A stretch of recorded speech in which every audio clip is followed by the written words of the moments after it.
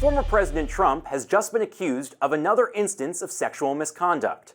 Stacey Williams, a former Sports Illustrated swimsuit model, made claims on a call organized by allies of Vice President Harris this week that Trump groped her in the 1990s after they were introduced by Jeffrey Epstein.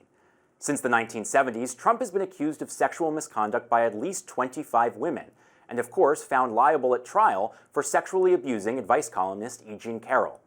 Joining me now with what could happen next with these allegations and other court cases unfolding across the U.S. is constitutional law expert Robert McWhirter. Robert, thanks so much for being here. Let's start off with this new accusation against Trump. Trump's campaign is denying these allegations, but this isn't the first time that we've seen accusations of sexual misconduct against the former president. Now, as we've been talking about, some of those have made their way into court in the past.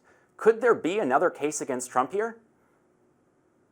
There could be another case against Trump, although it would be a bit difficult to maintain. I mean, don't forget this happened in the 1990s.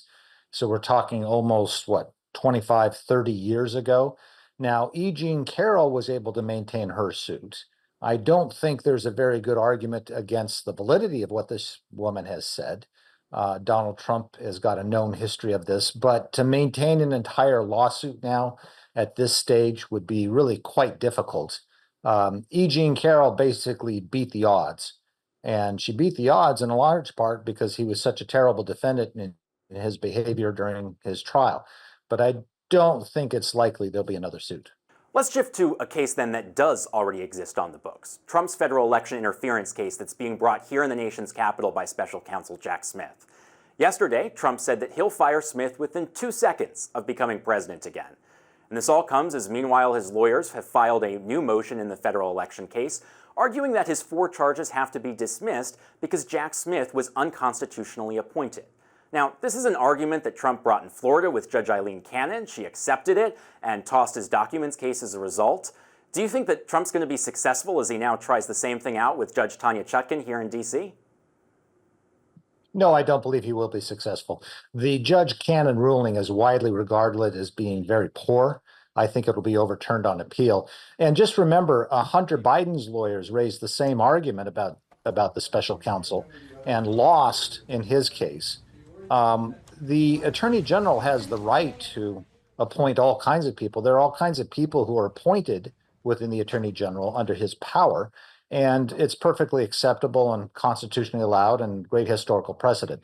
So I don't think that he will win on that question. Now, on the question of whether he can fire Jack Smith, well, first of all, he can't fire him within 2 seconds of being in office. What the law provides is that the Attorney General can fire Jack Smith.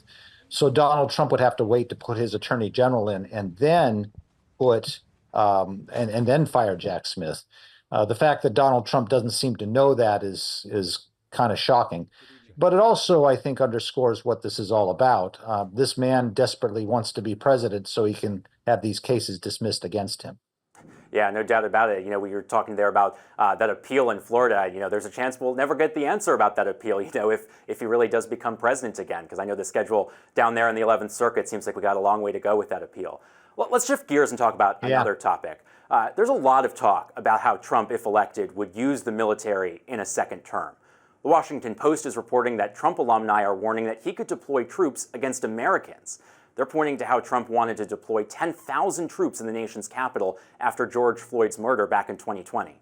Now, if Trump really does try to call in the military on Americans, what constitutional authority does he have? Well, he does. The Constitution does allow for federal intervention and federal troop intervention when there are quote unquote insurrections. For instance, to give you historically, do you remember John Brown's raid on Harper's Ferry and a young colonel or a colonel named General Robert E. Lee put that down? Well, he used federal Marines to do that. So for a real insurrection, you can have that. But barring that, there's a thing called the Posse Comitatus Act, which prevents, except in the most extreme circumstances, and usually only when a state governor asks for it, federal troops to come in and intervene in what's going on. You have to have what's really an insurrection. I mean, the military is not trained for this type of work. They're trained to protect us from foreign enemies. I think this kind of thinking really underscores what kind of a totalitarian thinking Donald Trump has. where he thinks he can solve any problems and any criticism of government or himself by sending in soldiers to just crush it. For the most part, the protests related to George Floyd were peaceful. They were within our constitutional rights under the First Amendment. And to say that you're going to use the military to crush that is simply dictatorial. Mm. Let's talk about another idea that Trump says and an issue that he says he can fix. Border security and immigration. These concerns have taken over this year's election, and Trump is now vowing to carry out the largest mass deportation in U.S. history. He's citing the Alien Enemies Act, this law passed all the way back in 1798 that allows the president to relocate non-citizens from a country that's considered hostile to the United States. I'm curious, what are your thoughts here? If Trump really tries to go forward with this, is it inevitable that this is going to get tied up in legal challenges? Oh, absolutely. That particular Alien Act was passed under the Adams administration. That's John Adams, not his son, John Quincy Adams. So that's how far back it goes. It is widely viewed as something that is not reflective in any way of American values or American democracy. It was actually written to go against French people in the United States because we had trouble with the nation of France at that point. Look, at any given time, despite Trump's inflated numbers, we have in this country around 11 million people who are undocumented. It's not 20 million, it's not some inflated, it's around 11 million. There are around 5,000 Border Patrol and ICE agents. There is no way that 5,000 people can properly deport 11 or 12 million people in the United States. You can't find them. The idea that you're going to use the military is just rife with the potential for racial profiling. I mean, really, what are these people going to do? Run around and grab every brown person and decide that they're going to be deported? Even a person who's an alien in the country has a right to some kind of process, due process, to see if they have a claim to be in the United States or might be United States citizens. So you're just going to use the military, a job for which they are not trained, and it would be taking them away from the jobs that we want them to do, which is to protect the country from people who would be a real foreign invasion. And to do that, I think, is not only absurd as a policy matter, but I don't think under the Posse Comitatus Act that he would have the legal right to do so. Robert McWhirter, thanks so much for joining us. My pleasure. Boeing workers are back on the picket lines after voting to reject a second proposed deal on Wednesday night. The latest proposal was brokered by Acting Labor Secretary Julie Su. It offered workers a 35% wage increase over the next 4 years, a $7,000 bonus on ratification, and improved retirement offerings. But members of the International Association of Machinists and Aerospace Workers turned it down. Joining us now with more insight into the strike is the founder and senior labor reporter of Payday Report, Mike Elk. Mike, thanks so much for joining us. Great to be on the show this Friday. Let's start with the vote that happened this week. Now, this wasn't a close vote. 64% of IAM workers voted against this deal. What are they holding out for? Well, I think the big thing you have to understand is 20, 30 years ago, being a skilled machinist at Boeing was a very good job. You could buy a house in, the Seattle, the Pacific Northwest region. But over the last decade, you've seen housing prices increase by more than 40% in this region. Workers on average at Boeing now are making $75,000 a year, and that's simply not enough money to live in that region. And while getting a 35% raise may sound like a lot, you divide that over a couple of years, it's not as much as you think. If that raise isn't enough that you can buy a house and live comfortably, you're willing to fight. I mean, these workers are in an area with high gentrification, and they're fighting for their survival, and they want to fight some more. And they know they have the company on the ropes right now. Boeing is trying to do an equity offer right now to raise $15 billion. They've already lost several billion. It's unclear exactly how much, and they're at risk of a credit downgrade. So, the workers are thinking, why not hold out a little more? And what's been the reaction from Boeing since this deal was voted down? Well, Boeing has kicked their PR machine into high gear. They've come out blasting the union. They are sending literature, emails out to all their workers trying to get more on board. While you think 64% might not be that close, let's see if that 64% can maintain in a couple of weeks when folks bills start coming due, that folks are late on mortgage payments. Now, the union is helping provide some financial support so that folks can get through this period. And in addition to this, many folks at the plant have been saving up money and preparing for this day for years because they are in a fight for survival. They're in a fight for their ability to remain in their communities and be able to afford a home and live comfortably. Mm. You know, as you were alluding to there, this has been a very expensive strike on both sides now that we're on day 42. For Boeing, according to their recent earnings report, $6 billion have been lost over the last quarter.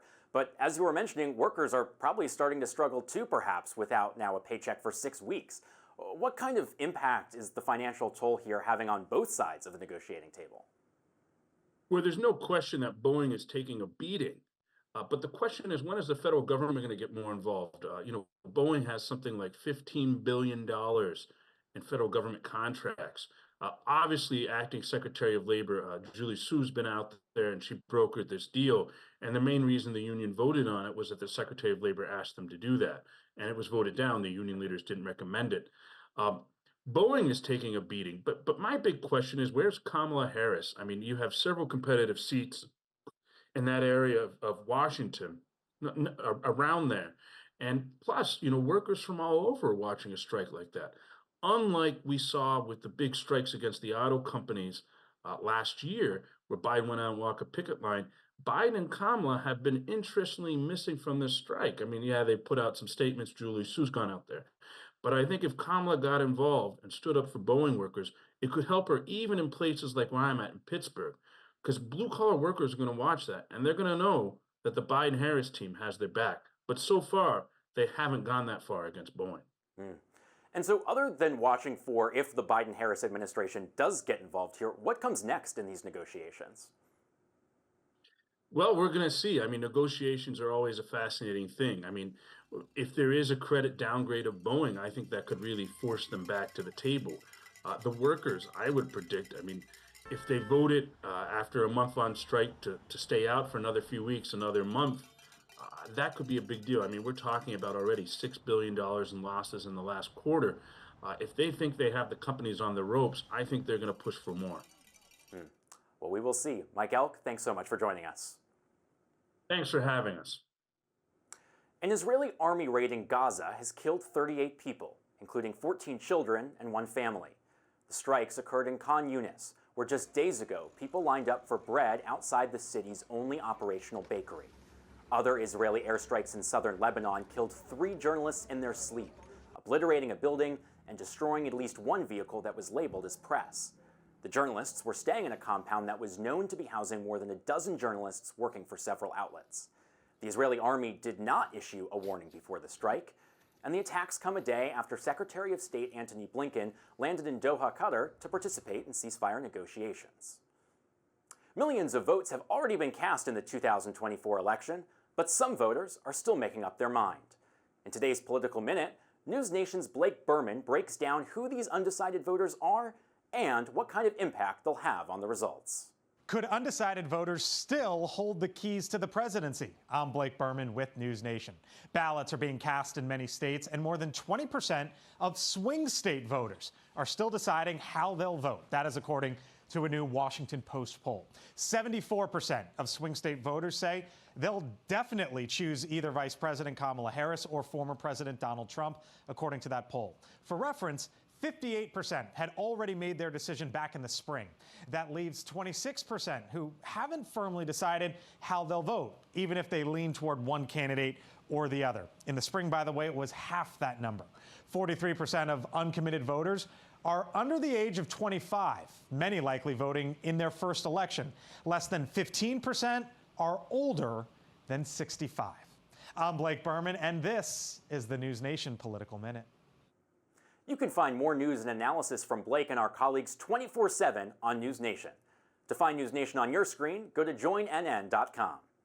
That's today's Daily Debrief. I'm Zach Schonfeld. Be sure to like, share, and subscribe to the Hill's YouTube channel. And come back here soon for the intersection between politics and policy.